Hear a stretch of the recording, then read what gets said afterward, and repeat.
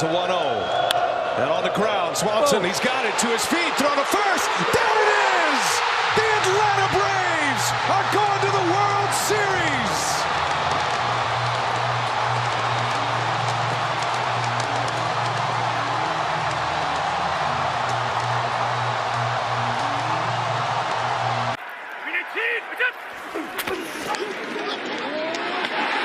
Evans, 600 innings.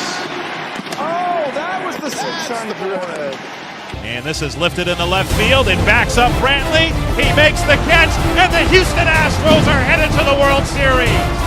The Houston Astros, a mob scene to the left of the pitcher's mound. But Stu, walk us through it. I don't know what happened. I mean, they sit down. I guess Anthony Davis goes over and is saying something to Dwight, and I don't know what happens from there. They end up shoving one another, and it's like, this happens throughout the course of a season. Finals MVP, number 34, Giannis Antetokounmpo.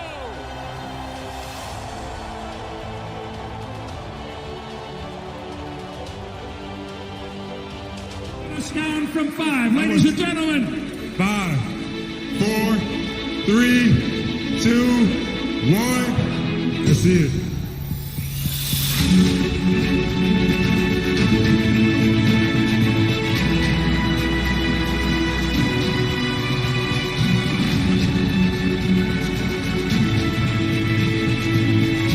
Smith. The 0-2. Left side, Swanson to first. The Braves are world champions.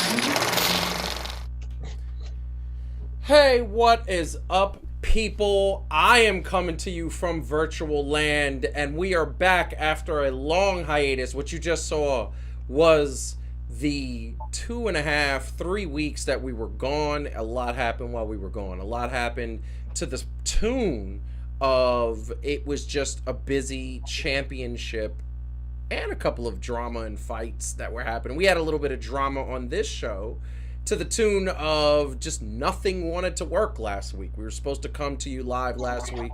Nothing wanted to work.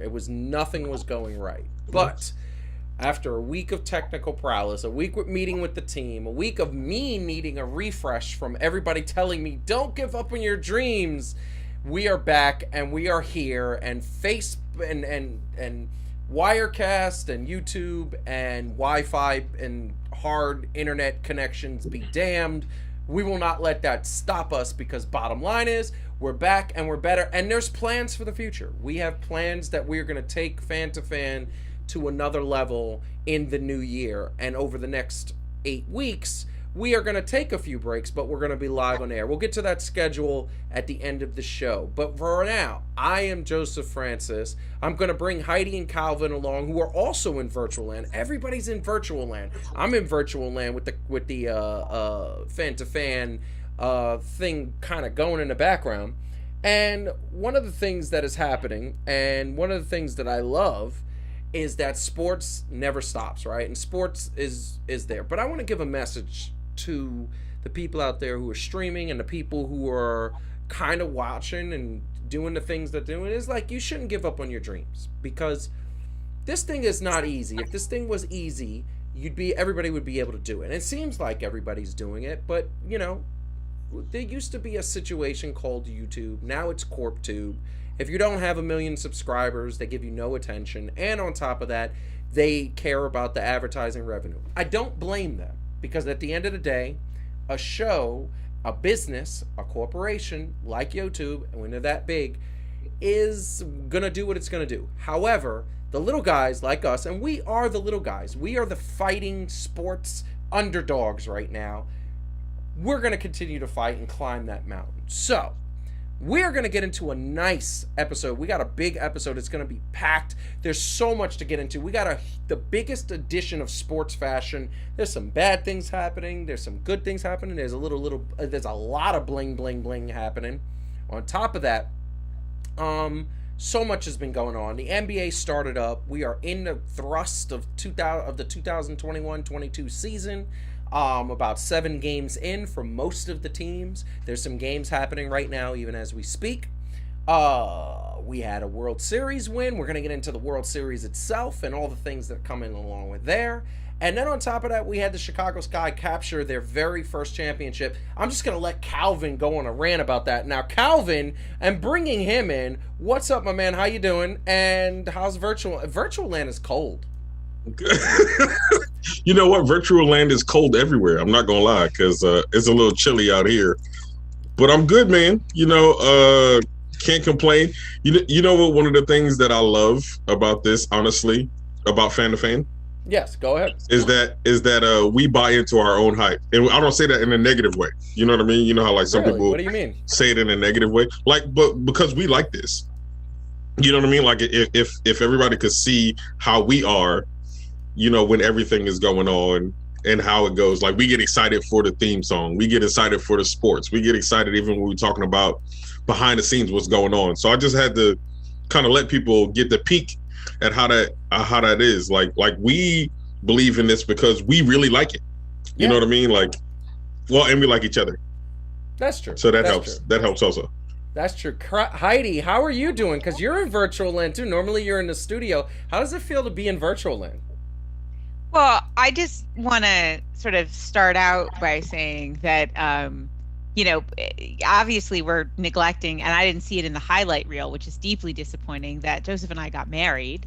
We were going to get to that in a second. Hold on. And I think it's really sad to see that already, so shortly into our marriage, we can't be in a room together. Wow. It's really, everything's just That's kind of true. That's so far true. Downhill. Now I'm actually in my, we are both in our home. I'm in my office just because it's a little bit easier to broadcast from here. So no, I'm really excited to get to be back.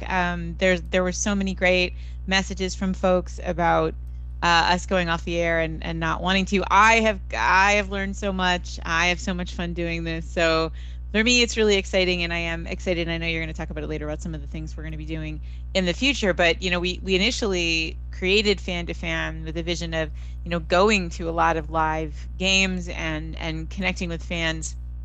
And COVID really disrupted that. But now it's starting to be possible again, and we've been planning to go back to games, and so it's going to be exciting to be places live and to connect with people in addition to the people that join the chat every week. So very excited.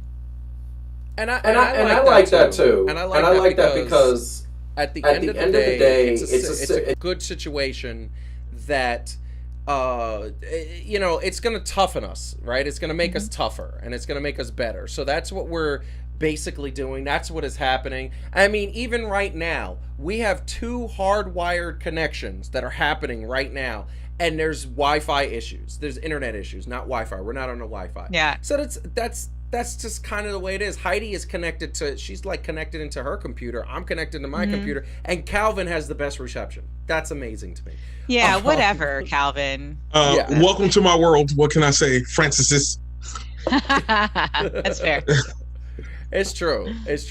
But we are going to get into the first topic of the night. And the first topic of the night, it's going to be an amazing thing. It is the Chicago Sky. We'll start off with a positive note. Chicago Sky, winning the WNBA championship. And I want to tell you right now, they were down 1-0. Now, it's a best of 3. It's a best of 5 series.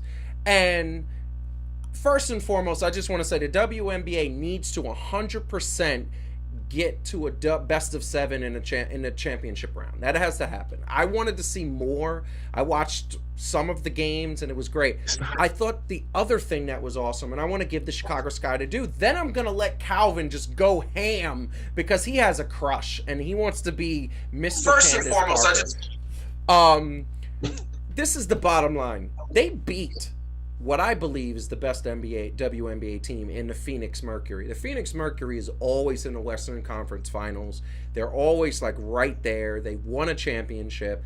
They beat a team that 100% should have been like what they were. And guess what? They did it in a way that was gritty. They lost the first game and then they won the next 3, which was amazing. So I want to say very clearly that the Chicago Sky deserved this championship. Candice Parker is amazing. Calvin, with that being said, what do you think about your boo, Candice Parker? How do you feel?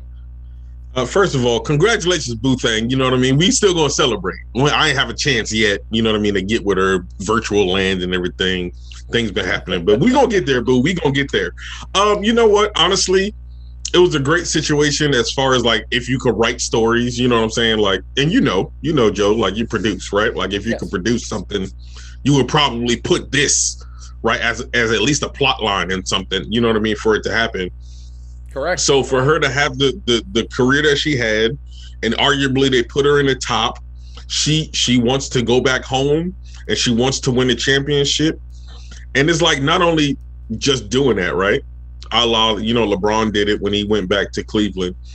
But it was like, in a way, and I'm not going to be like ESPN, sorry to shout y'all out like that, and always harp on a LeBron angle. Yep. But like, she not only did her and her team, right, because she did it, but as part of the team, she didn't have the best stats in the whole team, but she did a part. Yo, look who she beat. Like Diana Taurasi? Are you kidding me? Yeah. Like, she definitely like the GOAT. A WNBA. Like, look, I love my boo, but yo, Diana Taurasi is that chick. Brittany Griner ain't no joke. Phoenix, like they, you know what I mean? Like they are legit. So for her and the whole team to really pull that out, and then for her to have that emotional moment afterwards where she had her family, right? Talked about the coaches, the tribute to Pat Summerall, right? Yeah. Like who's a great coach who rest in peace. You know, is probably watching with her. So she's been a winner at every level. And it was amazing for me to see. Like, I was kind of tearing up while I was watching. And the thing that's just funny that you mentioned, and this is the thing that we're going to talk about right now, is the greatness of Candice Parker. Candice Parker, I got introduced to her, admittedly, through her, just the things that she talks about, just the things that she does. And I'm going to tell you right now, I didn't realize how great Candice Parker was. Okay, Rookie of the Year, I could have guessed that because she's amazing, right? 2013 WNBA All-Star MVP. Okay, there's a lot of, like, Russell Westbrook has one of those under his belt, and he's a great player, but he hasn't won a chip yet. Then I was like, wait a second, she won the finals when she was with the Sparks, the Los Angeles Sparks. Yep. And then she comes back and wins the Defensive Player of the Year. So she's great on both sides of the ball. And that was the thing. Like you said, she played this team, this Phoenix Mercury team, who arguably one of the greatest basketball teams in the history of the game, right? And she shut them down defensively and still performed offensively. That is the amazing thing. Heidi, this is the thing I want to ask you, because one of the things that I find amazing is if me and you start watching the WNBA, we're gonna get into it the way, like, together, because I haven't gotten into it as much as I can. What did you think about the Chicago Sky, Candice Parker? You've seen her on The Jump and WNBA and the thing. What do you think about her? I mean, look, I love Candice Parker. I love what's happening with the WNBA. Sure, is it where we want it to be? It's just like women's soccer. You know, is it where we want it to be in terms of attention and endorsements and things like that? No, but there's real progress, real progress. Correct. You can feel. People know who people like Diana Taurasi and Candice Parker are, right? Just like there was a time when nobody knew who any of the female soccer players were except like maybe Mia Hamm. And that's changed, right? So I just think it's a really exciting time for the WNBA. And like, you know, again, to your point about like fashion, like to see like the WNBA jerseys are very stylish. Like the whole, I do indeed. So I'm just sort of in general excited to see this level of enthusiasm. And if you have people like Candice Parker who are not just fantastic athletes and leaders, but they are really good analysts too. I mean, like she's fantastic to listen to. So she's got, you know, she's the 5-tool player in every sense, right? And she's not hard, and easy on the eyes. Not gonna lie, I can say it. I can say it. Not bad to look at. So yeah, love her. She's great. Calvin, you need a moment? I'm good. I'm with you. I just want to say, not only is she great though, also the great commentary. The woman, I can never pronounce her name. Aragume. Oh, Chene, right? Yes. The analyst? Yeah. Yes. Those two, they were on NBA Countdown like a couple of episodes, and I swear to God, they were amazing analysts, and they were so good. And it's amazing. And that is the 5-tool player, like you said, Heidi. I am extremely excited because I do believe this is going to be the catalyst. Personalities like Candice Parker, a few others, those are the people who take it to the next level. So much goes back and forth really quick. And Calvin, I'll let you get in 1 second, but so much goes back and forth about Michael Jordan and what he took the NBA to the next stratosphere. It was obviously you had Magic Johnson and Larry Bird in the 80s, but Michael Jordan was the guy who made this NBA game global in the early 90s, mid 90s. He took this game to the next level and the Bulls did that. And Candice Parker, I believe, is that personality. We got a couple other personalities in the WNBA that are like that. Calvin, what were you going to say? Just that is Chene Ogwumike. OGWU Mike Ogwumike. I love that. No. I was just gonna say, like, to your point, right? Yeah. Okay. Sometimes you got to go outside of the box, right, to get where you want to go. But to highlight, right? Because sometimes, even to your point, right, with them two being on there, sometimes they give better analysis than some of the former NBA players. Yeah, that's true. Right? That's or true. Just the insight that they have, just to be able to do that. So, yeah, not only are they good to look at, I'm not saying it like that, but they're knowledgeable. I could actually listen to them as a basketball fan. You know what I mean? And not just be like, oh, she's pretty. Oh, no. Yeah, here's the thing. I'm about to say what I'm about to say as a funny joke, and I got to ask my wife if I could say it. I got to get permission because this is going to be out there.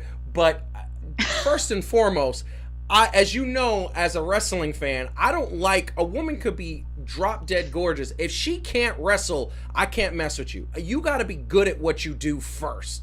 The looks is second. I'm going to say one thing. Candice Parker is not the best looking in the WNBA. My opinion is Skylar Diggins. And I showed you Heidi, and I thought you agreed. Did you agree? No, I actually think Candice Parker, but it's like a personal preference thing. I mean, it's just like it is. By the way, I'm sorry, I just really have to call attention to Marcus's comment because I had said earlier, don't worry, Marcus, he's going to say something you disagree with any minute. And Marcus' response was, I disagree with the beard already. Listen, I want everybody to understand. I would do this show just to hear Marcus bring fire every week. It's so much fun. So, it is 100% fire. And I'm going to tell you, first and foremost, I want to give a shout out to Marcus, first of all, for a perfectly timed message. Meant the world. And I mean that wholeheartedly. Second of all, I want to give a shout out to all the people who have supported us. We need you to keep supporting us. We need more people like you. But you guys watching right now, and I mean, if you are watching right now, I'm talking specifically to you. You are the heart and beat of this show, and I don't care if one day we become million watcher people, if a couple 100,000, 10,000, you are going to be the core people. If you're watching right now, you're the core people, and every single one of you know how I feel about you through actions, time, and life. So, I want to say thank you very much to everybody out there. That being said, look, hey, yes, I would like to point out that we almost had a little bit of beef because I just realized that when Rob said my wife nice, he was talking about your statement. Because for a second I thought he was talking about Candice Parker, and I thought I was going to have to. My bad, Rob. I love you, bro. You know I love you, nothing but love. But I thought we was going to have to fight. I'm not gonna lie. I thought we was going to have to fight. Fighting over Candice Parker seems fair. I thought we was going to have to fight. That's amazing. And then the other thing I want to quickly say, and I got to put it out there, the beard is going to get longer. I got permission from the wifey. Oh, that sounds nice. I got permission from the wifey to grow it out, not James Harden level. I specifically said, what did I say specifically? I said, if your beard enters the room before you do, like Harden's, like we got a problem. I'm like, so it's gotta be under control. It's true. No, I'm gonna keep this. No, I mean, I trimmed it. You know, I'm gonna keep it trim, but I'm gonna grow it until February. Like this is my beard that I'm gonna have for the next like 3 months, and I've never done that before in my life. It's never happened before in my life, and I've never even gotten this far, so I'm already in uncharted territory. We'll see how that's gonna look and work. I don't know. It's fine. In fairness, you don't need a beard. See, Harden does, because he would look like grown Urkel if he did not have a beard. Yeah, he had that. He got that thing. He needs it. You know what I mean? OKC Harden. Yeah, that was. It's not right. No, with the little curly fro thing. Yeah, that was. It was bad. And one of the things that I noticed is that he would look that. We need to get a graphic where we have him in Urkel body. That would be great. That'd be fantastic. But I want to say, Rob is laughing. Oh, Marcus, that's Candice Parker's side piece. So you. Yeah, no, we got a club going. We got merchandise and everything. That's right. I love it. Yeah, fairly. And then of course, only love. But it's great. This is a very great. But hit the like button, subscribe to the channel if you haven't already, and share with a friend. Go back and watch our old stuff because we need the viewing minutes, although that is going to be part of the news later on. We'll get to that in a bit. But hit the like button, tell with a friend, because in January, taking off because there's some cool things happening. We're moving on to the next topic, and this is probably where we're going to have some disagreements, because we're getting to the NBA later on, but we're going to talk about this thing that just happened. The 2021 World Series, I didn't watch a lick of it. It made me sick to my stomach, because at the end of the day, I hate both of these teams, but with a passion, I hate the Astros. My very first extra point, brought to you by Fan2Fan, was on how the Astros cheated. And they didn't just cheat, they calculated, they strategized, they did everything they could to win a game that they truthfully didn't need to cheat at a game that they truthfully didn't need to do. The Astros should have been banned from the playoffs for the next 5 years, but Rob Manfred said, not a problem, go ahead, you guys can play, and with practically no penalty, giving them a $1 million franchise tax. That's like a billionaire paying a speeding ticket. It's ridiculous. And now they were in the World Series. Thankfully, they did not win the World Series. The Atlanta Braves are your 2021 MLB championship. I don't like the Braves. I am a Mets and Yankees fan. I am a New York fan. The Braves are not my team, but I appreciate that they did not let the Houston Astros win, because if the Houston Astros ever win the World Series again, I may never watch baseball again. I hate that team. They need to be banned, and that's what I feel. Now, I'm going to give it over. Whoever wants to go first, I will let you guys fight over it, but that's what I feel. I didn't watch a lick of this World Series. I had no interest. I did. Here, really? Okay, so here's something interesting just from the sports aspect of it, and you can appreciate this, Joe, because I know your distaste of the Braves come from who you root for, yes, and not from what they did as a whole, right? Yes. Well, I also hated the pitchers of the '90s. I couldn't stand them. True. I hated them because they demolished us. Smoltz and I ain't even gonna say their names. Yes. Anyway, nightmares. I get nightmares about those dudes, but they were good. Anyway, really quick. I just want to say something. They didn't cheat this year, Marcus. Really? Really? Because how Not do we this know that? We don't know that. We don't know if they cheated in the division series or the American Technically, League they could have Championship. just been a very effective cheat. They could have just upped their game. I mean, Yes. I don't know. They probably didn't, right? But it's sort of like the point is, We're How always is going to it- doubt them. right? It's like if Lance Armstrong had, like, after the whole doping thing, like, he was like, I'm gonna cycle again, and it's like, yay! Like, I mean, I don't know how you get excited about like cheaters. Like, it's like, oh yeah, no, cool. Oh, did you stop? All right, cool. Hope you Yeah. win now. Like, no, I don't. But let's be Yeah. real. Lance Armstrong getting back into cycling is just nuts. Okay, really, Calvin? Really? All right. I'm sorry, it was a setup. All right. No, I couldn't. it's good. I couldn't not take it. My bad. It's fair. Okay, so this is the impressive thing about the Braves. At All-Star break, right before the trade deadline, they were actually below 500, right? And their GM said, "Hey, I think my guys deserve more than that. Let's make the necessary trades." Yankees, let's make the necessary trade. Mets. Sorry, my bad. I had something caught up in here, right?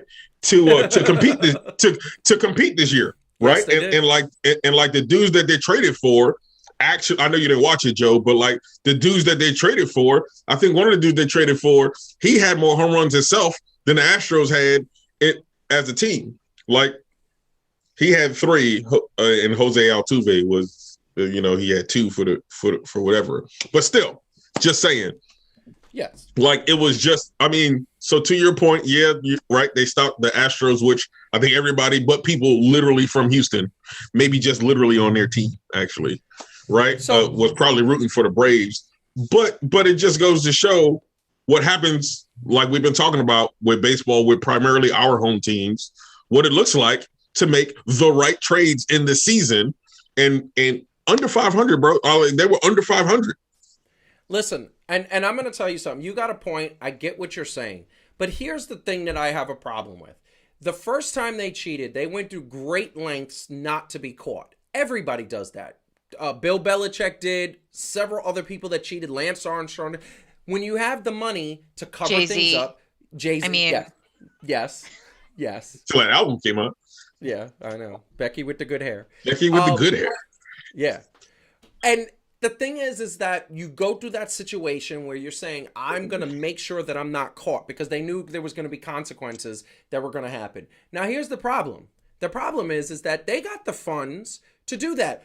When Altuve was going to home plate and he was holding his jersey saying, don't touch the jersey, every single one of the people on that team knew the cheating was going on, and not one of them had the moral compass to say, I'm not going to do it. No, I want to play the game the right way. So they consciously said, I'm going to cheat, and when I cheat, that's what I'm going to do.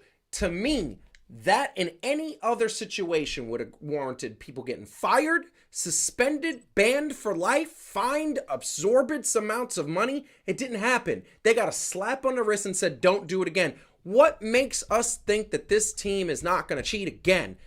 Bottom line, when a cheater doesn't own up and take responsibility like Andy Pettitte did when he cheated and got caught and admitted it and owned it and lived his truth, when you do an Alex Rodriguez, when you do a Garrett Cole, which Marcus pointed out to me, and he was 100% right, Garrett Cole was on that team, that Houston Astros team, and did not admit to cheating. When you do that, and then do what the Astros did, you're gonna do it again. If it walks like a duck and quacks like a duck, it ain't a damn mongoose. We know that saying, right? It's a beautiful saying. That's why I don't like this situation.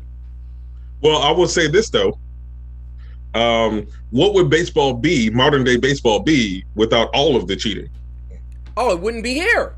The steroids was the best era of baseball. Chicks dig the long ball, and that's the saying, but at the end of the day, Major League Baseball profited from the steroid era. That was the biggest cheating ever in any sport, and by the way, I didn't mind it because I love the long ball. However, that is a different level of cheating, different from taking steroids makes you faster, it makes you heal faster, it makes you makes your head more swell, power, and helps your strength. But one thing it doesn't do is it doesn't improve your hand-eye coordination, it doesn't improve your intelligence, it doesn't give you the pitch signs.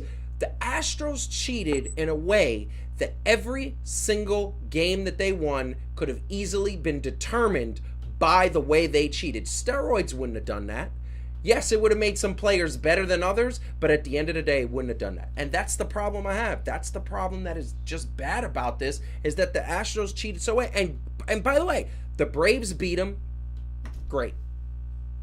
Heidi, you want to get in on this? Not really. I mean, it's just awful.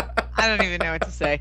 Like you said, and I said in the chat, it's the lesser of two evils, right? It's just like, this is one of those great examples of like, fair. Like and the Braves were definitely the lesser of two evils, and like baseball is not interested in changing right now, and we've talked about that more broadly, and so it's sort of a bummer. But yeah, like, I mean, at least they didn't win. Although part of me wonders, like, if they had, would that have actually created enough backlash among fans across the board? Because to Calvin's point, I think like only like the Astros themselves and their moms are really happy right now. So like, yeah, so it maybe had they won, it would have been like a moment where like there was enough backlash about it, that maybe baseball looks at itself a little differently. But let's talk about happy things. I don't know. It's like awful. I don't know. I want to put there's an interesting chat. Arlene, cocaine in the 80s made baseball more interesting. Hey, I'm going to tell you right now. Yes, it did. Except, ooh boy, what that cocaine was leading towards is like hookers in between innings. Like, there was some other shady stuff, and that was bad, but she's not wrong. That statement is the ultimate tell me you're a Mets fan without telling me you're a Mets fan. Isn't it? Isn't it though? Oh, yeah. Listen, and I get it, and I get that this is they got $1 million. Nobody was suspended. Okay? Yeah. Like, the coach was fired, the general manager was fired. Hopefully they never get a job again. Okay. But the players, all of these players, nobody got nothing. It was just a slap on the wrist. It was like, oh yeah, this is what, and this is why baseball, I think ever since then, baseball has soured me. I think that really, it made me sour. It made me just say baseball doesn't know how to govern their own sport. That's why I said, you need to make your Lemonade album, babe. Otherwise, you're never going to get past this. So you're going to have to, Joseph is going to release a full-length concept album dealing with his pain of the Astros cheating. And, it's going to be a collaboration with Kendrick Lamar. And is it going to be a diss track? Oh yeah, I think it's going to be a whole bunch of, it's going to be his best work. There we go. And the thing is that I think I'm going to have to do that. Like, baseball's my first love, and it's like, it just hurt me. It cheated on me. It cheated on me, literally. I'm just saying. Anyway, that's okay. But yeah, Darryl Strawberry was amazing, and Mookie Wilson, and all of those guys. I was a Mets fan in the 80s. I grew up a Mets fan. And in 86, how are you all going to talk about cocaine in the 80s in the Mets, and you're not going to mention Len Dykstra? Oh no, and Lenny Dykstra. Lenny Dykstra was actually the one bringing the hookers on. I'm pretty sure Lenny Dykstra in the 80s was 50% cocaine at any one time. His actual body. I believe that the cocaine actually came from Lenny Dykstra. Not that he brought it somewhere. That it came off of his actual physical being. Yeah, no. You get like a contact high just being around him, right? Yeah, it's good so times. true. It's so true. Listen, I agree with that. But Kirk Gibson had some too. Like, never mind. We can go on and on about the players in the 80s who. But see, that's it was the thing. The 80s. Come on. But see, this is the thing that happened. Cocaine made it interesting. Steroids made it powerful, more runs, all that. What did the Astros cheating do? Nothing.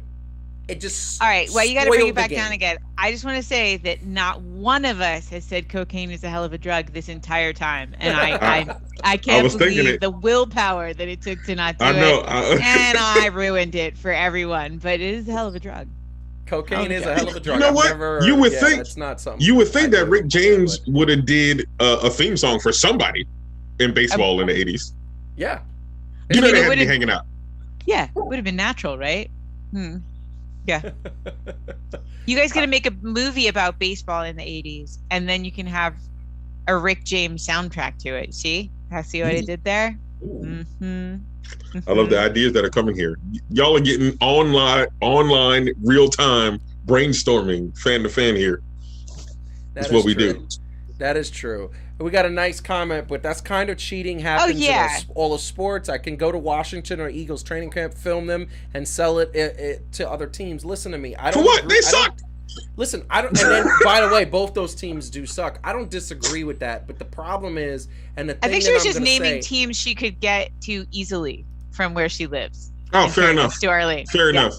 Yeah, yeah, that makes sense. But that's the thing. I'm glad the Braves won for that reason.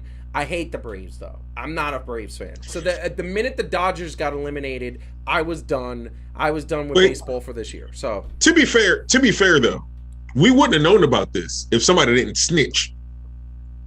Yeah, No, I get what you're saying. It's not to condone the actual cheating, but if you think about it, the dude that was with him snitched because he was getting cut out of something. So it wasn't like he was just doing it for the sake of baseball. He was butthurt. Yeah, but here's the Snitches thing. get stitches. Here's the thing. 100% agree with that, and yes, that is very funny, except here's the thing I want to put out there. That means they're better at covering it up than we think, because it took a snitch to dime them out. Hey, I can't even hate on him for that, like I did in the moment. But now when I look back on it, hey, listen, I'm just saying. I don't know. Listen. It's baseball. Bad. If you ain't cheating, you ain't trying. That might be sports. I mean, a lot of people said that about Bill Belichick. So anyway, we got to move on to the next topic because, like I said, this is a supersized edition of Fan to Fan. Hit the like button, subscribe to the channel, and share with a friend, please, because we want to grow. That being said, we are going to get right into the next topic. We are talking NBA basketball. Look at this picture. I love this picture because what's great about this picture is that there's so much that we don't know about this year's basketball. It's the 75th anniversary of the NBA, the league that was its inception was in 1946. It has come such a long way since then, but I will tell you right now, it is a wild, wild west. We got our predictions for this season coming up, but first we're going to take a look at what the standings are right now because basketball it's kind of going well. We got some teams that are not supposed to be at the top. And going out to the West, Utah's sitting up at top with the best record in the league. Golden State, I was a little shocked by that, but I'm telling you right now, they look like they are a team that is very much on its way to another championship. Steph is playing out of his mind, and they haven't even gotten Klay Thompson back, nor have they gotten James Wiseman back. That is a team that is looking great. The Lakers, believe it or not, they're playing up to expectations after Lou dropping the first two, won one, and then dropped another one. Now they won 4 straight, and that is the bottom line. They are when veteran teams get hot, they get rolling, and next thing you know, it's going to be good. And there's a whole bunch of I didn't expect Dallas and Memphis to be there. We go out east, and this is where we get a little bit emotional about this because this is our team. Well, let me rephrase. This is both teams get me emotional. Calvin doesn't like Brooklyn. He hates Brooklyn, but Calvin loves the Knicks, and so does Put you right in his throat. They don't love the teams, but neither one of our teams is doing well right now. I mean, the Knicks lost again, so they're actually 5-3. 5-3, and just like the Nets, they just won tonight. And then the Nets won today, so they're literally tied with the Nets. They're 5-3, and the Miami Heat and Chicago Bulls are running through the Eastern Conference Champions. So, this is what I'm going to say before we get to our picks, and these are our annual picks that we do every beginning of the season. The rule for our picks, okay, is that we pick picks now, And the only way we could change them is we have a point mid-season right around the All-Star break where we say, do you want to change anything on your picks? And if we do, that's the point to change. The other way we can change our picks is if there is a catastrophic injury to a major player. Like if the Nets, for example, lose Kevin Durant, I'm sure everybody would say the Nets aren't going to get out of the first round. If the Lakers lose LeBron James, and so on, et cetera, et cetera. So those are the rules of our picks. But these picks, last year, they stuck because we picked our picks at the beginning of the season, and then midway through the season, we asked the question, do you want to change anything? All three of us said, nope, we're not changing a thing. And we stood pat, and we were sadly wrong, all three of us. So that being said, before we unveil the picks, do either one of you want to say anything? Now is the time to preface our picks. Wait, I would temporarily say though, I would not count the Nets to not get out of the first round if KD went down, because James Harden with Houston could at least get to the second round. Okay, that's all I'm saying. But I wouldn't give him past that.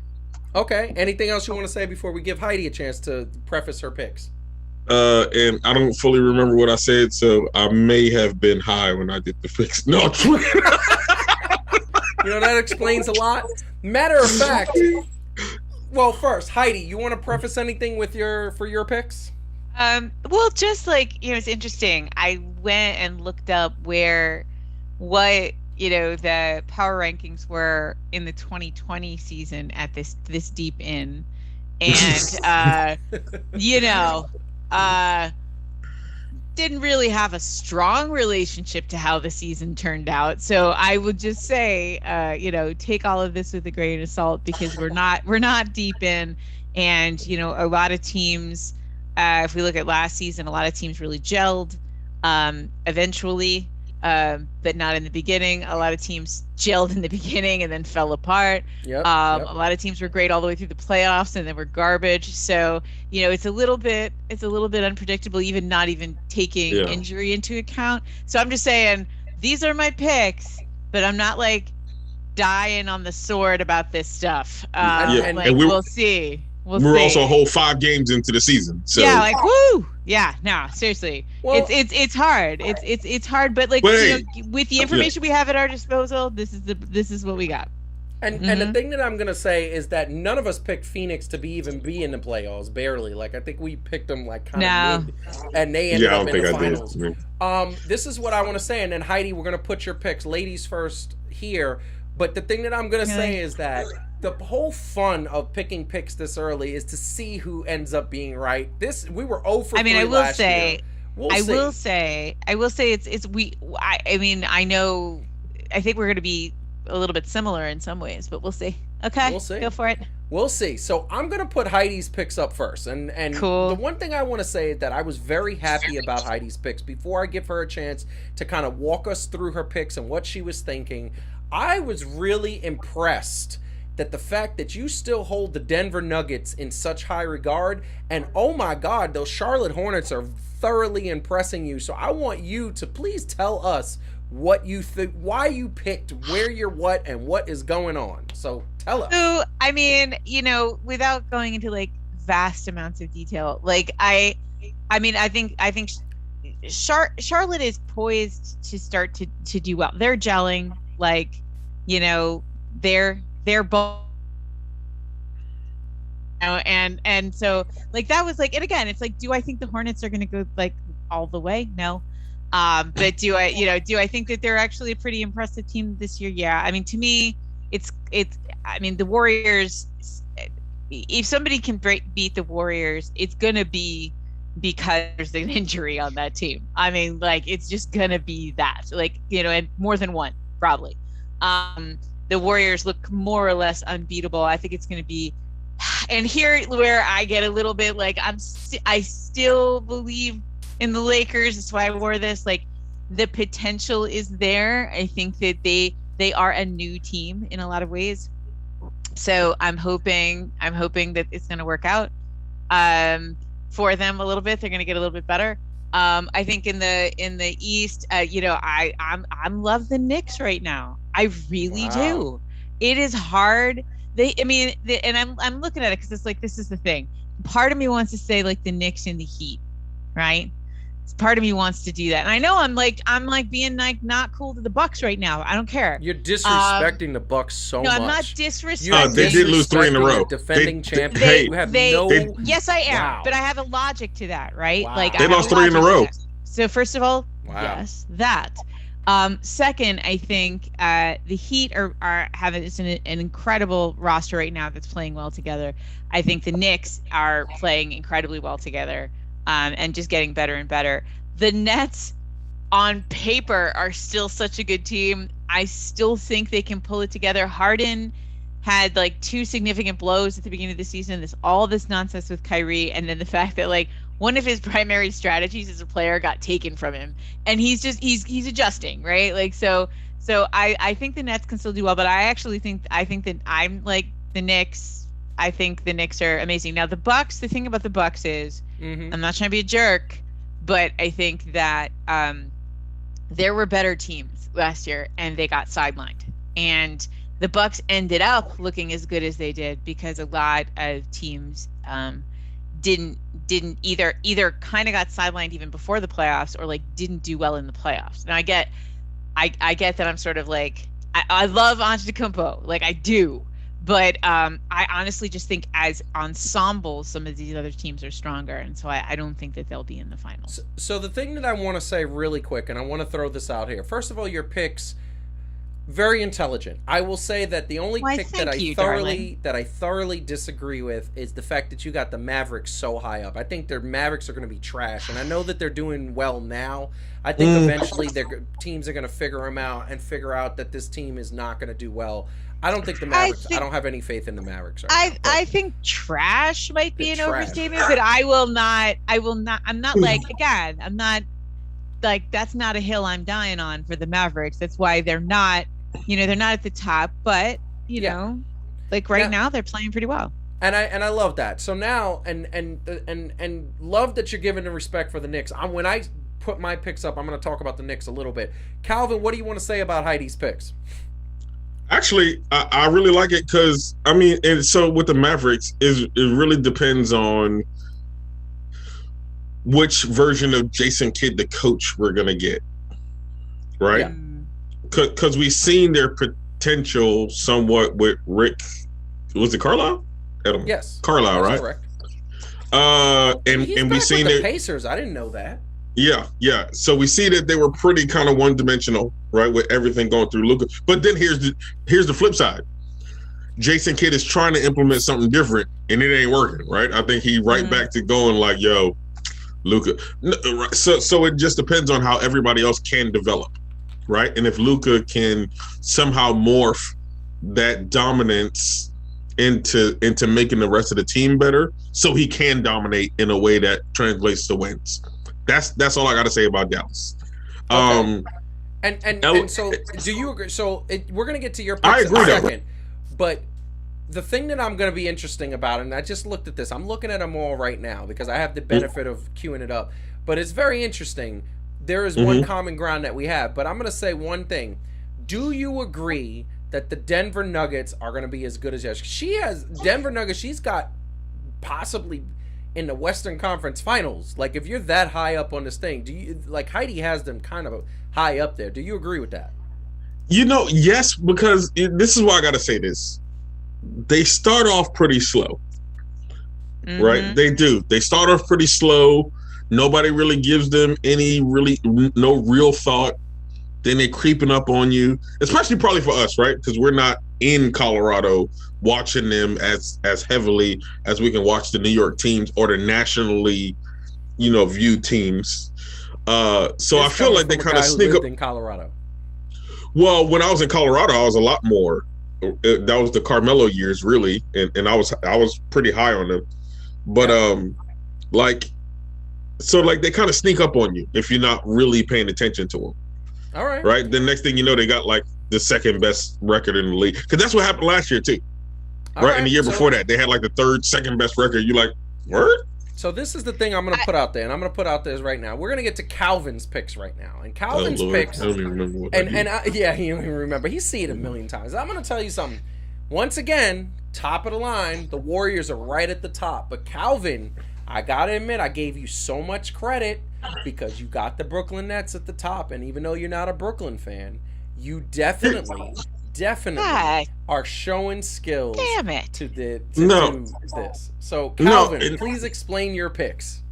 Okay, now, I still did not like the overall method of this whole, let me put these two people here, then all of a sudden everybody in the world saying it was a lock, right? Because my whole thing was nothing is a lock in the NBA.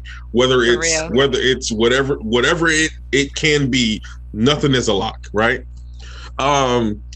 With that being said, I kind of bought into the hype of what the Lakers are doing because of the potential, and because, like it or not, LeBron James has had this way somehow of putting together what we would say the island of misfit toys, and next thing you know, them mugs is in the finals or something, right? Like he's brought so many different teams there, right? That were just, when you look at the roster, you like, I mean, they ain't really tearing anything down, but yet here you are in 9 straight finals, right? So I for some reason I can't count him out until he's counted out, right? And until like he just. And you're giving respect to the Milwaukee Bucks, defending champions, and Phoenix Suns because they were in the finals. Now I think, okay, all are good, but here's the thing that I really notice about yours: how in God's green earth are you putting Portland and the Clippers and the 76ers so high up when they got so many problems, including the Clippers not having Kawhi, Portland playing trash, and the 76ers being basically a soap opera? Explain that to me. I'm gonna give they're winning but they're winning. So here's the deal. In the begin, if we did this before any tip off, right? Before 0 games being played, I'd have been like, nah, 76ers, they go. But I actually watching them play is one of those things like with Dallas, right? Like you saw what they couldn't pull off with Ben Simmons, but you kind of saw that they were getting along with Ben Simmons, but when they would lose, you would see where they needed Ben Simmons. And so it's just this weird thing, but somehow they're winning. Like they're winning, and when they win, you're like, okay, maybe they don't really need Ben Simmons, but when they lose, you're like, oh, I can see where Ben Simmons would have been, pretty good with the defensive part. But overall, I'm like, man, forget Ben Simmons, old punk. But anyway, that's a different conversation. That's a totally different conversation. So by the way, can I? Yeah, go ahead. I just want to point something out. Calvin and I both did, and Calvin, I don't know if you know how you can make sense of it, because I literally cannot make myself respect the Utah Jazz, and I don't know why. They were great last year. They have the defensive player of the year. They have the best record in their league. And I just can't. Between both of you, it's in the same spot. Look, I feel like we have like jazz blindness, like the whole, like none of us, we're just like, we're just not talking about the Jazz. Because it's Utah. Here's the deal. Boring. So here's the deal for me, right? My oldest stepbrother, for whatever, born and raised in New York, right? You want to get on me, Joe? Loves the Jazz. Oh, forever in a day. Team in loves the history of the Jazz, right? But here was the deal: for all of their accomplishments, they just wasn't. Yeah. Now in the '90s, nobody was to Michael Jordan, right? Like nobody really.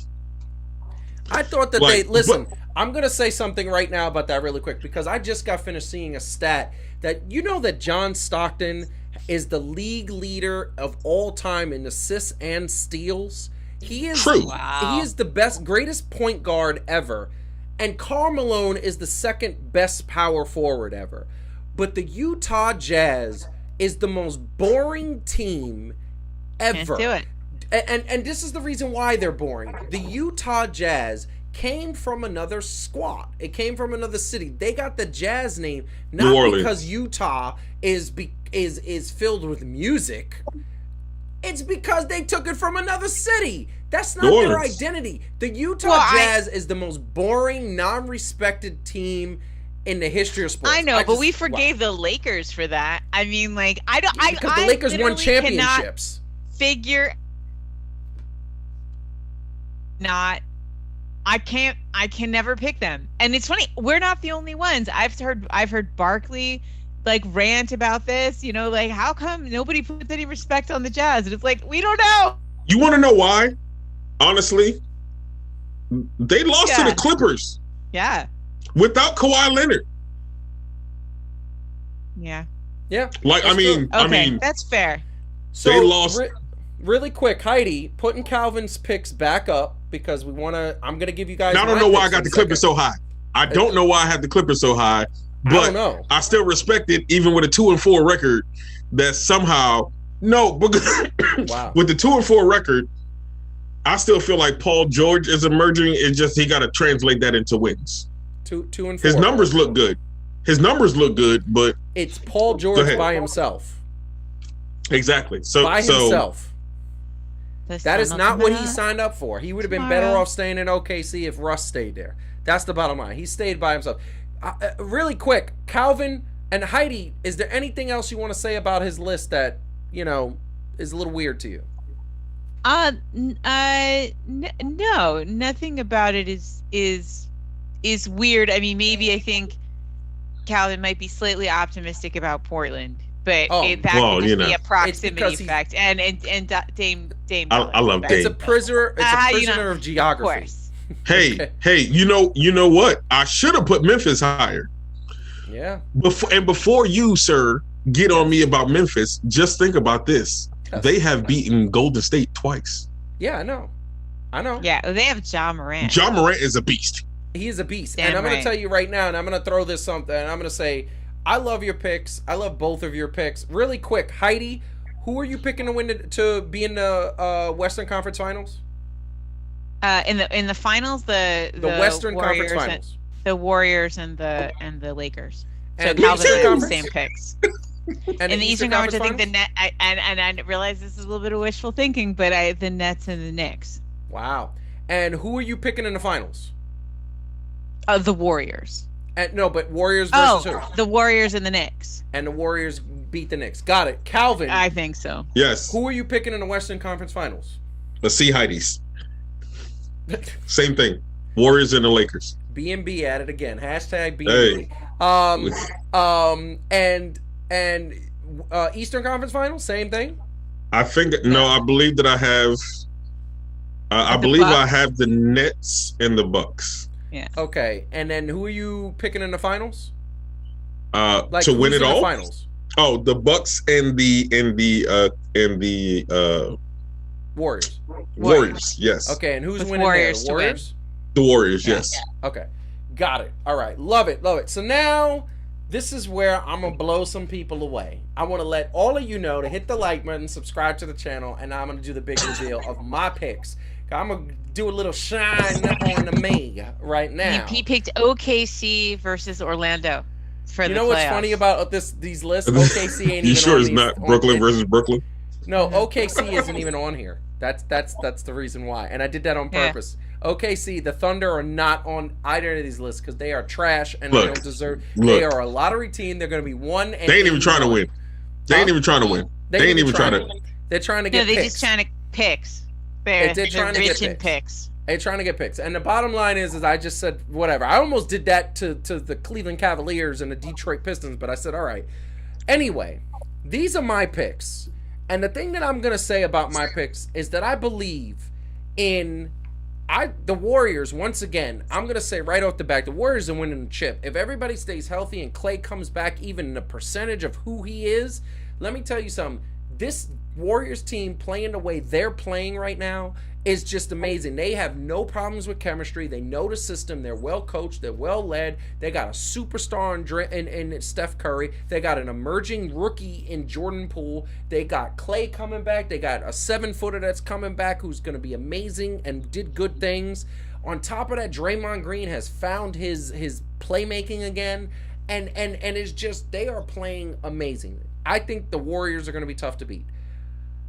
The Knicks have shown me the same fire, that same sort of we're together, we're coming together, we're playing well. Although they lost today, I don't know what is going on, why they lost 2 in a row. But we talk about this all the time. Julius Randle needs to pass the ball.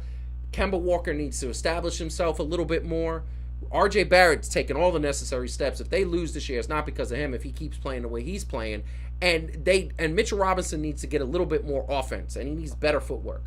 But I'm going to tell you right now, the Miami Heat are scaring me to death. That Miami Heat team, I saw 2 games with them. Butler looks like he's chilling. Kyle Lowry looks like it's his team already. I said all they need is chemistry. No, he looks like he's good. Tyler Hero said, no, I'm just as good as Luka Doncic and Trae Young. And he has proven it. He is putting up big numbers. He's clutch shots. They're playing very good defense. They're one of the top defensive teams. They're one of the top offensive teams. Miami is the new Milwaukee. I'm going to tell you right now, I have no faith in the Brooklyn Nets as presently constituted. There's too many open shots. There's too much no defense. They're not playing defense at all. When they go up against the good teams shut them down defensively and play offense, and they can't stop them for a lick. Although, I saw something that I was going to come on and get last week. If we would have been online, I was going to give Joe Harris a fit. He's starting to look good. He's starting to look like he's getting a little bit back to his normal comfortable, and LaMarcus Aldridge looks like he's something to bear. Memphis has impressed me. Utah has impressed me. They are the most boring franchise ever, but Utah, I got them up there. They are up there. And the thing that I'm also going to say, that both of y'all, and this is what I feel like y'all are both sleeping on, none of y'all going to mention the Washington Wizards doing things. No, none of us are going to mention the Washington Wizards. No. Playing with dudes who are Bradley Beal, who's a superstar, and Martrez Howard was a former 6th man of the year, and Kyle Kuzma, who was putting up big numbers before Anthony Davis got there. Y'all not going to mention that this team is just quietly, I think they're 5-1 at this point, or 4-2. Y'all not going to mention that they're just quietly winning games? Ask me that next week also, and the answer will still be no. I have no faith in Kyle Kuzma to be sustainable. And then, fair enough. But and y'all know, and this is y'all know that I'm a Clippers fan. Look where the Clippers are on this ratch. Can y'all I don't see. them? Did you put them on there? They're there. Are we playing Where's Waldo? Yeah, where the hell are the Clippers?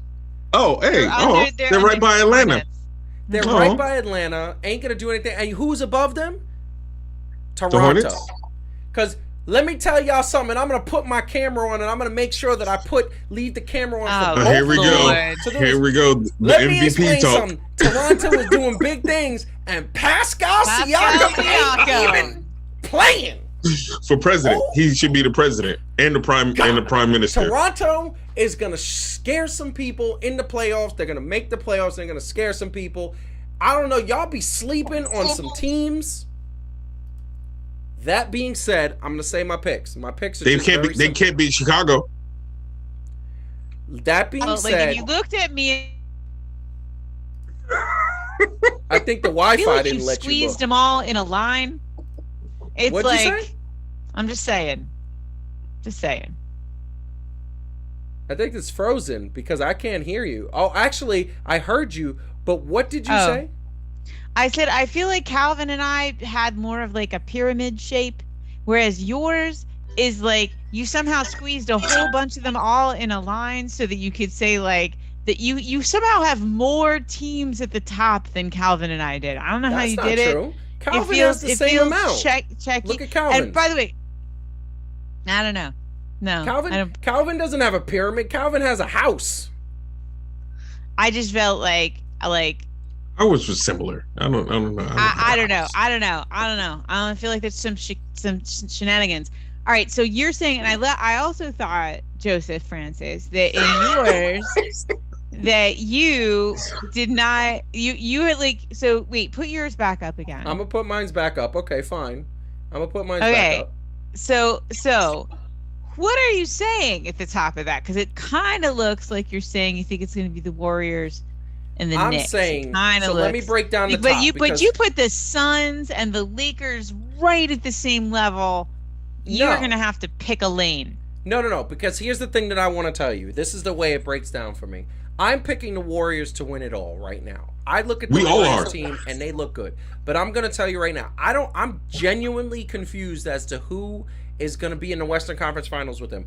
I understand the Lakers are there, and I understand that the Lakers, all things being healthy, the Lakers are the team to beat.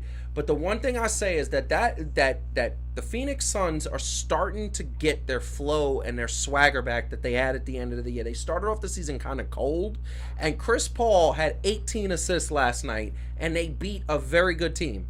And the thing that I'm going to tell you is that I would not be surprised if the Phoenix Suns, because they are quicker, they are younger, and they got some rough riders, they got some good players that are good defenders, they could beat the Lakers, and it could be Phoenix Suns versus the Golden State Warriors. I'm picking Lakers and Warriors in the Western Conference Finals, and in the Eastern Conference Finals, I'm picking the Miami Heat and the New York Knickerbockers.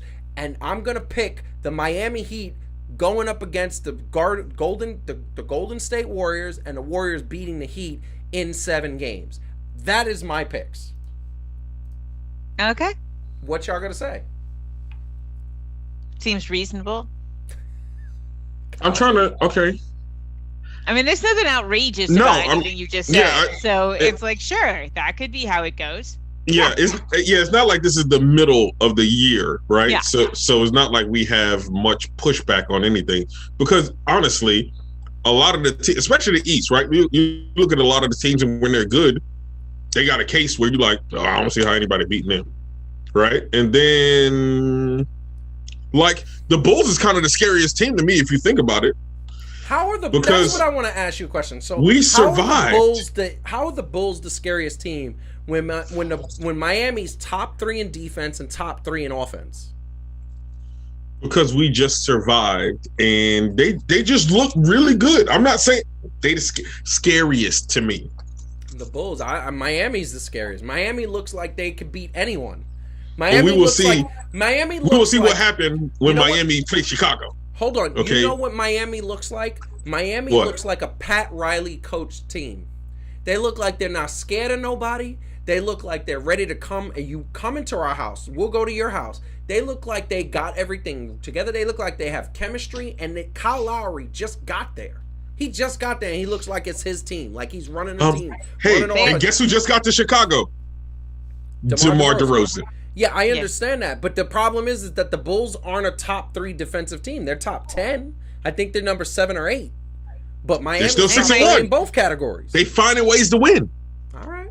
Oh no, Miami is tan, rested, and ready, like the old man. True. Look. Okay, so with all of that being said, with a few teams now sprinkled in, we kind of getting back to the 90s East. Chicago, New York, Miami, doing some things. Yeah, and you know what? You know who we all picked is at the bottom? The Boston Celtics. We don't need to say their name, because you know why? Jason Tatum is not a superstar. He's a star. He has a consistency issue. It's fair. Let's also, because we talked about this, because he struggles with some of the same things that our man Julius Randle struggles with, which is a blessing and a curse of that Mamba mentality. Yes. Right? Mm-hmm. He got it young. You're right. He's not as consistent. Who do we roast for like the first 6 years of his career personally? Kobe Bryant. Yes. Right? Like, we knew that man wasn't passing the ball at all. Like, it's like, yo, send 6 people on Kobe. We can't have 6 people. It don't matter. He ain't gonna pass it anyway. Like, I mean, so to your point, skills wise, I think he has what it takes. Yeah, I think he has what it takes, there. right? Yeah. I'm not disagreeing with you, but yes, execution wise, he is not going to be a superstar playing that way. And when you have Marcus Smart, your own teammate, busting not only him but Jaylen Brown out also for not passing, which is interesting because Marcus Smart seemed like he'd be allergic to passing himself sometimes. But that's 100%. Cool. We ain't gonna talk about that. But you're right. Like, they got to figure out. I feel like there's a lot of teams. They're one of the teams that is like, yo, we got to figure out how to do this, right? Like, and I get it. I think because it's always different when you talk about practice, right? Oh, and practice is this and practice is that. Well, yeah, it's going to be different in practice when you're not playing the actual team that you're going to face. You know what I mean? That's really trying to stop you and all the other stuff. So it'll be interesting to see. I think they're going to have another up and down year. They're probably going to do play-in if they don't really get it together. Well, we got to get to the next topic, and I'm going to tell you right now it's the last topic, because what we're going to do is for next week's show, we're going to talk about the 75 greatest players, because 75 greatest players was released, the 75 greatest slam players, another list, and it was the worst list I've ever seen. But we're going to talk about that next week, a teaser there. But one thing I'm going to say, and then I'm going to recap. You got a point with the Chicago Bulls. I didn't think they were going to be this good this quick. I didn't think Miami was going to be this good this quick. But one thing I'm going to say is that it's early. We all know it's early. We all know injuries are going to play a factor. And these lists are all things being healthy and equal, right?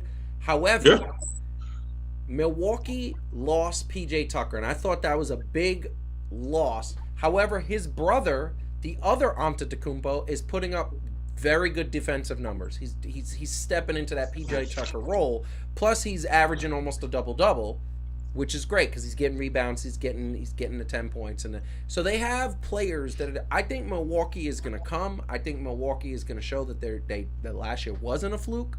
Are they getting to the finals again? No. It's going to be two new teams in the finals unless Phoenix can make a run. I think Phoenix has a better chance of making the finals. The one thing we agree on as we recap. So Calvin picks the Warriors. Excuse me. Heidi picks the Warriors. Calvin picks the Warriors. And I pick the Warriors. This is the bottom line. Those Warriors look really, really good. So, but wait, fun fact: do you guys remember that Marcus Smart once got ejected from a game from trying to punch a dude in the balls? Yeah. He's a class act. Like Kendrick Perkins was like, the Marcus Smart said all this stuff, and then Kendrick Perkins was like, his damn mind. Lost his damn mind. Like, yeah, you don't do that. And the thing that I'm going to tell you, the thing that I'm going to 100%, not only did he do it, Patrick Ewing got ejected one time because he used to take that jumper and he would kick out. And one time he kicked Alonzo Mourning in the balls too and got ejected.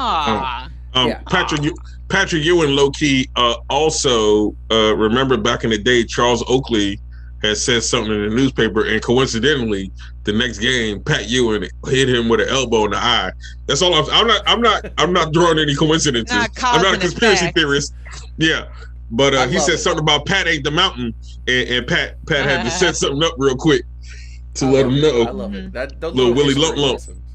But we are going to get to the last topic of the night, and I want everybody to hit the like button, subscribe to the channel, and share with a friend, anybody who likes sports or just good banter. Just love the good things. I want to thank once again everybody who's tuning in and everybody who's supporting this. This has been a really good show. We're talking sports fashion, though, which we love to go into. We're getting a logo design. That's going to be one of the cool things. And before we get into the last topic, I want to make the announcement. So basically what we're going to do, couple of episodes, we're going to take a break for the Thanksgiving week, then we're going to come back for a couple of episodes, and then between Christmas and New Year's there will be no Fan2Fan.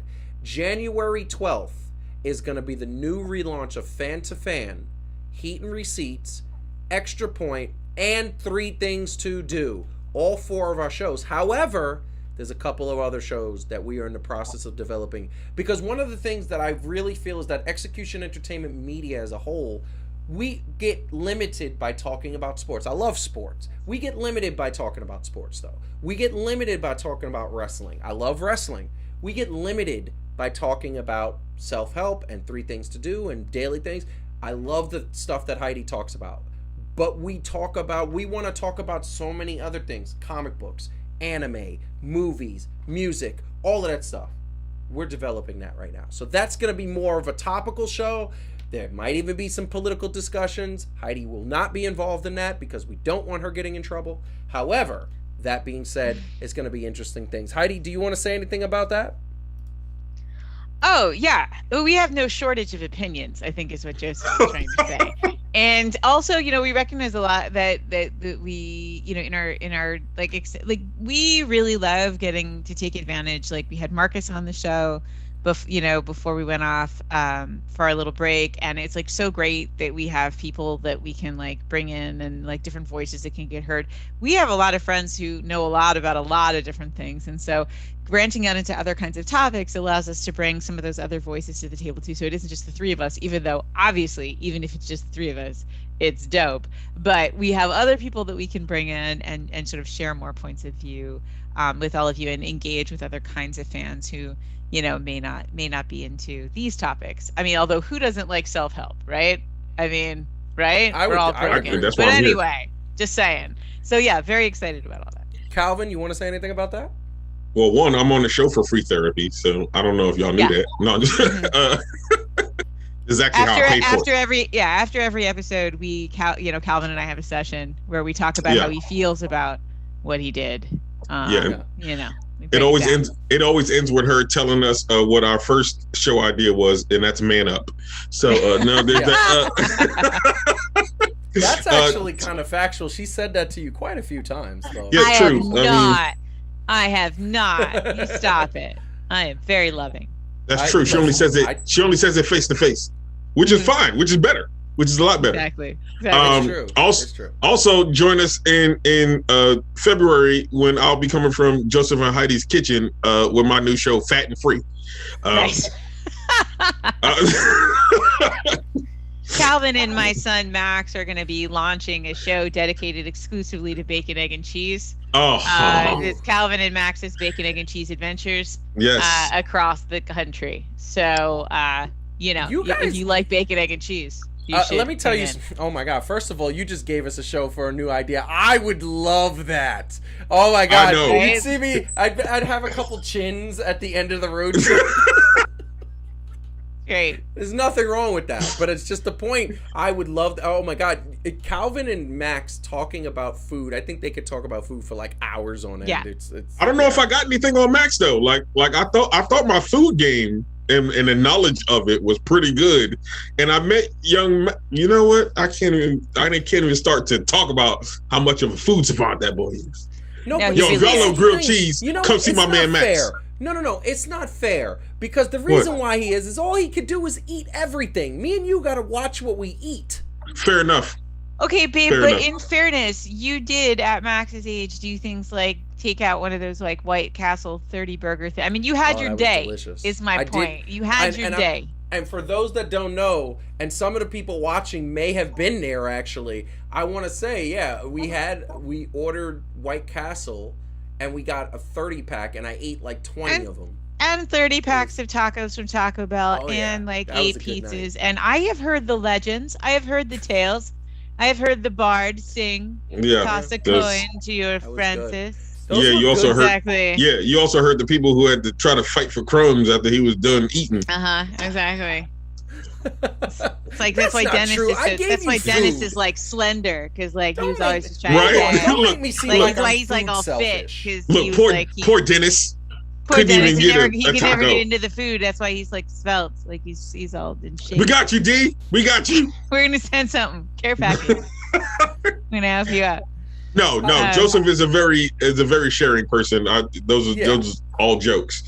Yeah. Actually, in fairness, this is the last thing I'll say. That's not good. No. He is okay. So genuinely, Joseph is not food selfish. In fact, he has the opposite problem, and why I call him abuela at every meal is that he makes me eat things. Like whatever he's eating, he forces you to taste it.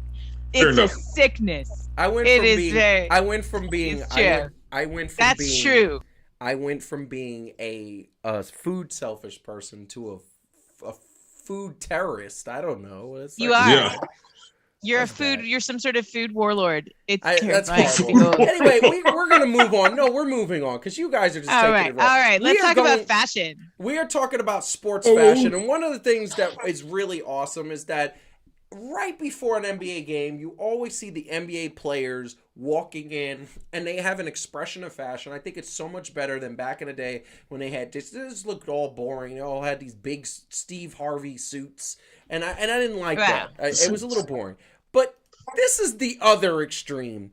Russell Westbrook, before game 2 of the season, walking in, looking like Wnba from Scooby-Doo. He looked like somebody on T. I don't even understand what he's trying to do. I understand he is a very fashion-forward gentleman. I get it. And he's not the only one. And he went too far forward. He needed to step forward. He needed to step it a little bit. He is a fashion savant. And the thing is that James Harden is another one. PJ Tucker is another one. And once again, Russell Westbrook. But you know what's amazing about this? And this is the thing that I want to say to all of the people watching.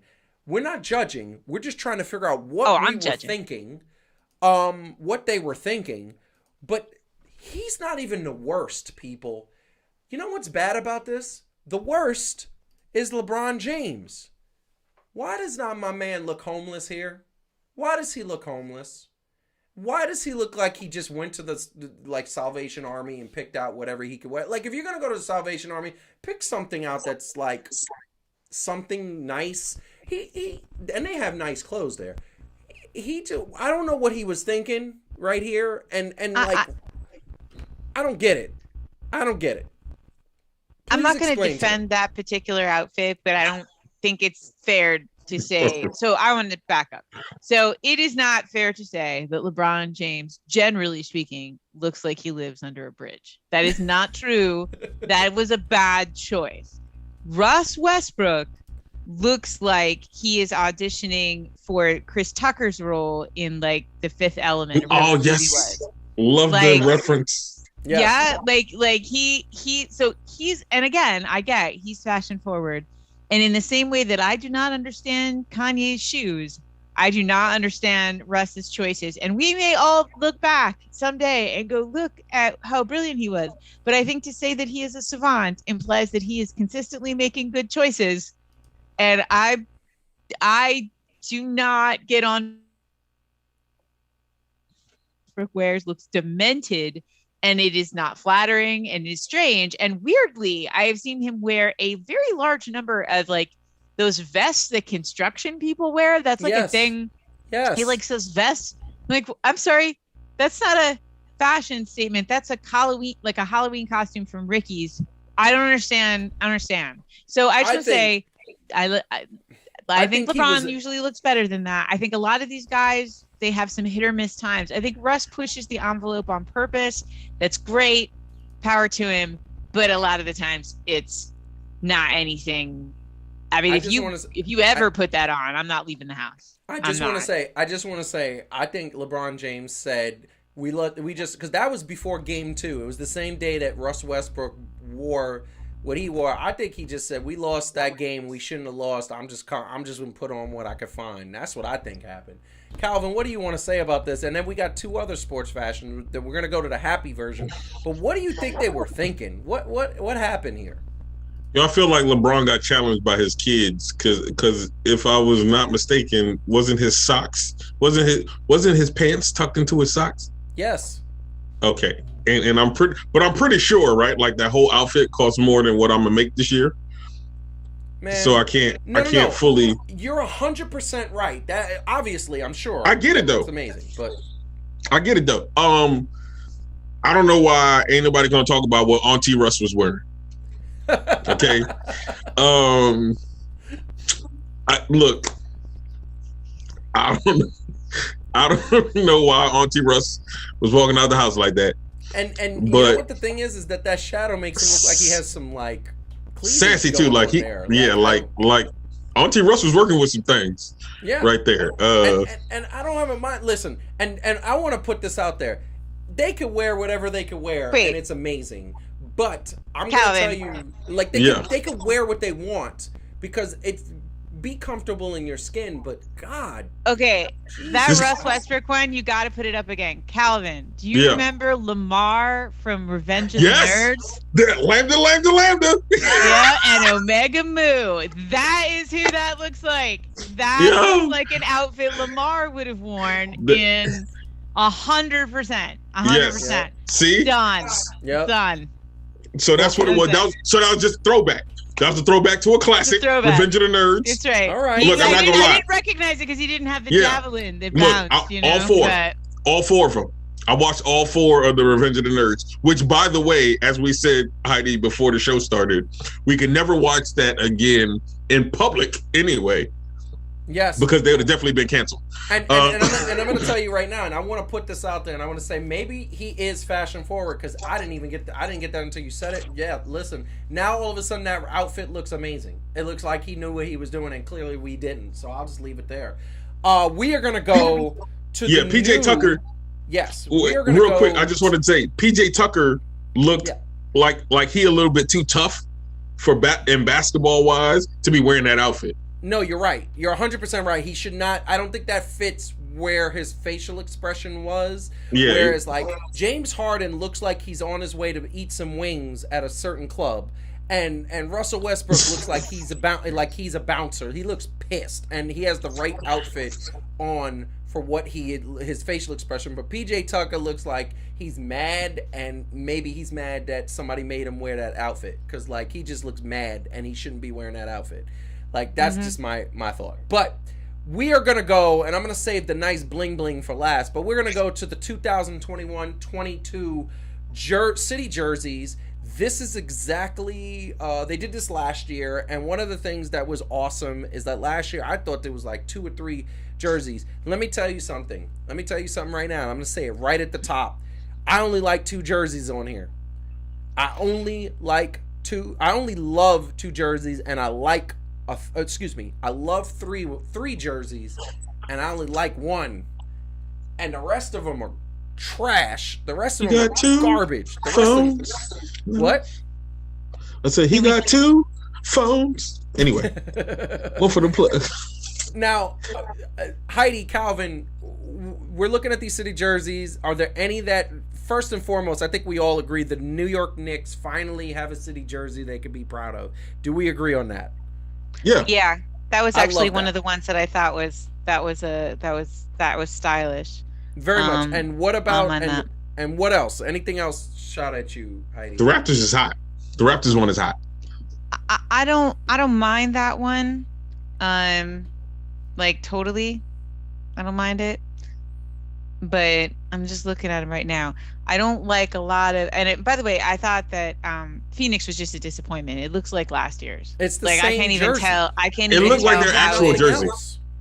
I can't even tell how it's different. I don't know how New Orleans has that boring a jersey, like upper left top.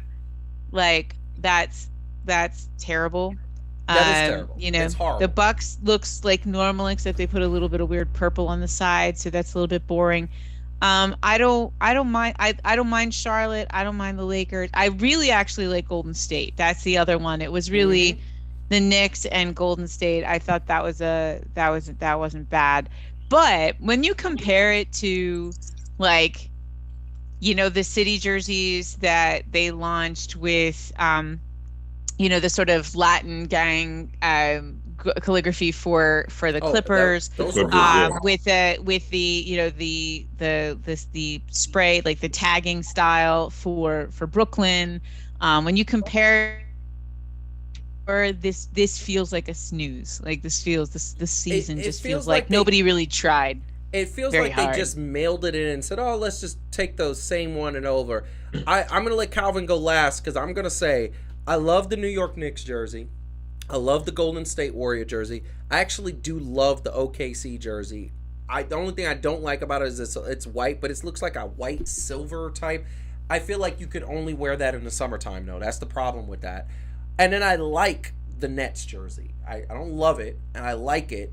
That Toronto jersey, if it's gold, it's hot, but it looks like it's like a light brown or maybe like a yellow tint, and that's where it throws me off. If it's gold, that's a hot jersey. It looks kind of like the last one, only this time they got the Raptor on it, which they didn't have last year. I loved the Toronto Raptors jersey for the city jersey last year. But the thing that I can't stand, and Mark is just put in the chat, Washington is hot. That's a throwback to the Washington Bullets jersey. So I'm gonna say that now that I'm looking at it, I like it. It's a throwback.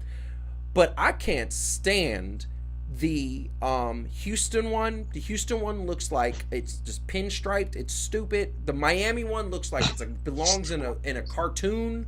And last but not least, did the Celtics do anything to their jersey? It looks like a normal Celtics jersey. It's just like, are you kidding me? It's just It's just like, I don't get it. I'm like, they did no work on this. And on top of that, Utah, I think, is the same one as Phoenix, Utah, and Celtics mailed it in. They phoned it in. They said, nah, we don't got time to redesign anything. Just go with what we did last year. Some of these guys actually just seems like, I think because the unique fonts were so successful in the city jerseys in previous seasons. But again, the fonts meant something. Right. Yes. It was New York graffiti. It was like the gang style font for LA. Like I'm looking at the Magic. Did they actually steal that from Disney World? And then some of them, like the Sacramento one, is just like really curly. Like it felt like they just were like, oh, we'll just make a really interesting font. And it's like, but the font has no relationship to the town. Like the font has no relationship to the team. So it just looks like, oh, we tried to make it not boring by like shifting it, like something that isn't meaningful.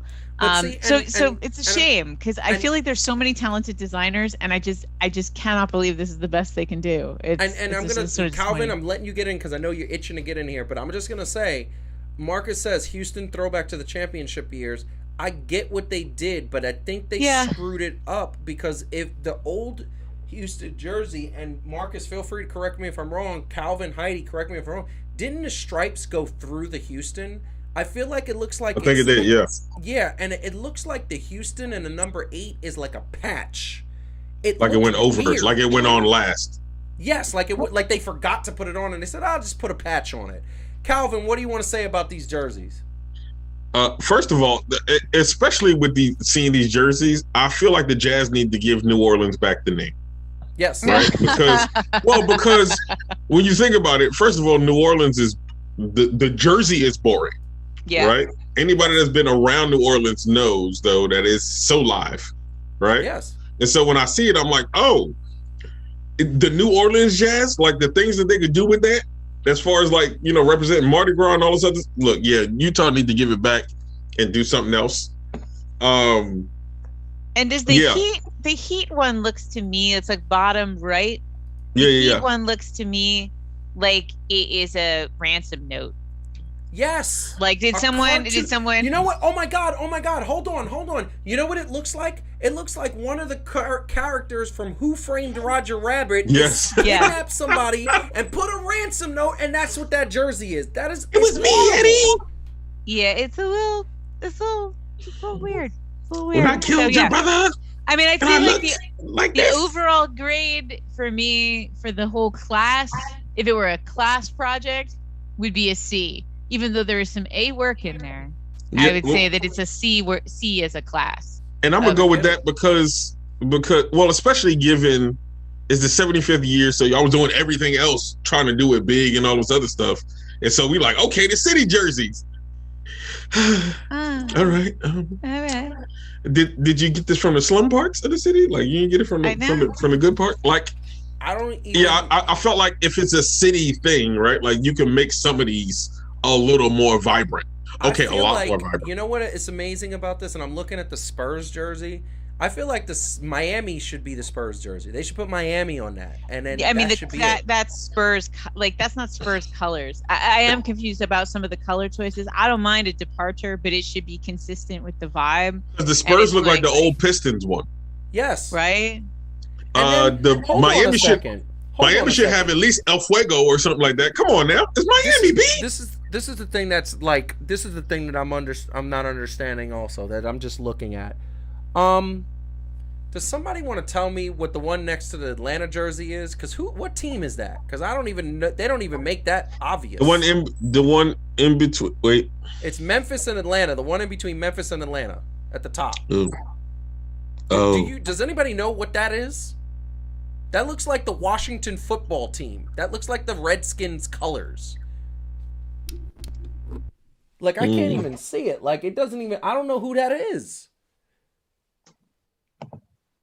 I mean, by process of elimination, It seems like it's Denver, right? And if that's the Nuggets... Lord. No, Denver's Hold at the on. bottom. What team is that?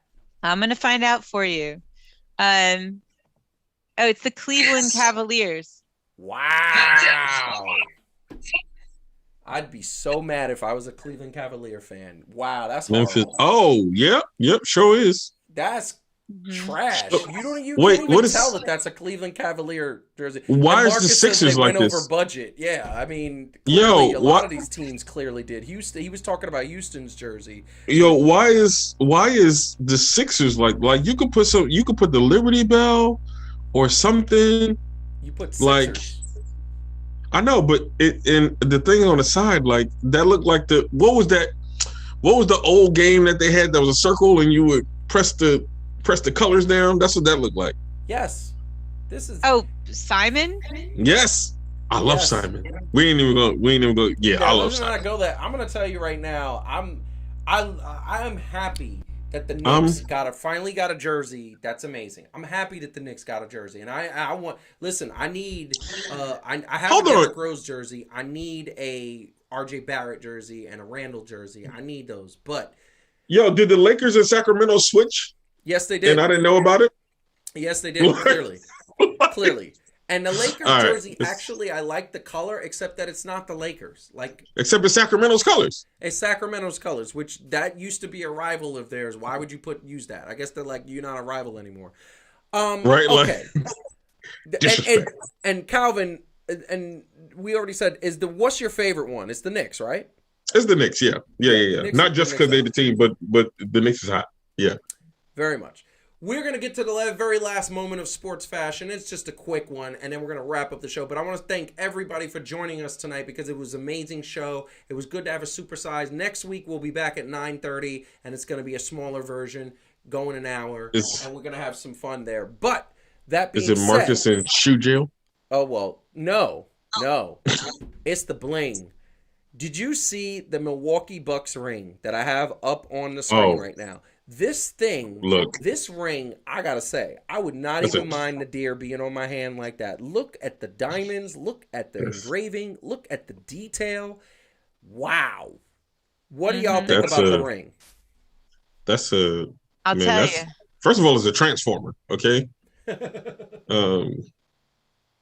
think it was one of those, it was one of those Decepticons that realized that they could turn into a Autobot, remember? You can switch sides, you can do that? That's what this one is. That's not. I love this ring. I love this ring. I like mine better. Well, I feel like they put everything in here. You got to put that up again. Bucks and 6. I like mine better. Here we go. That's right. Well, yours is definitely going to last longer. So. Yeah, for sure. They're not winning this year. It's not happening. Yeah, so yeah. You're still going to be relevant after this year. I love it. Calvin, what do you want to say to the people? Look, you know what? As always, man, it's fun. This is always exciting. Like I said, we hope that you enjoy this because we do, right? What makes the show special, especially at this point, is the fact that we have a relationship with a lot of you guys, and we just look forward to bringing you stuff that we hope that you enjoy, especially like with your feedback. So with everything, you know what I mean? Let me say this. It was great because I'm pretty sure some of the people watching, I got a chance to enjoy in real life, right? And so it was great to enjoy the people that I enjoyed. I look forward to meeting more of you guys out there. Like, that's my goal, was however many fans we have with Fan2Fan. I want to see y'all all. Seriously. That makes sense. And I just saw what Heidi put. I will be wearing my Mr. Rogers sweater next week. So howdy, neighbors. That's right. There you go. I love it. Heidi, what do you want to say to them? Oh, it's so good to be back. And we did miss you guys. We missed doing this. So thank you so much for tuning in, and look forward to more from the Fan2Fan team going forward. So and very, very, and again, like Joseph said before, big heartfelt thanks to everybody who reached out and said, keep doing the show. So we're gonna keep doing the show.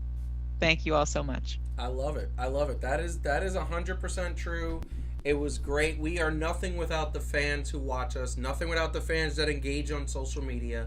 If you haven't followed us on social media, at Fan2Fan Show on Twitter, Instagram, and Facebook. I think today went very well. I'm very happy with the tech upgrades that we've done. We're going to be in virtual land for the next couple of times. We're going to be here for a little while.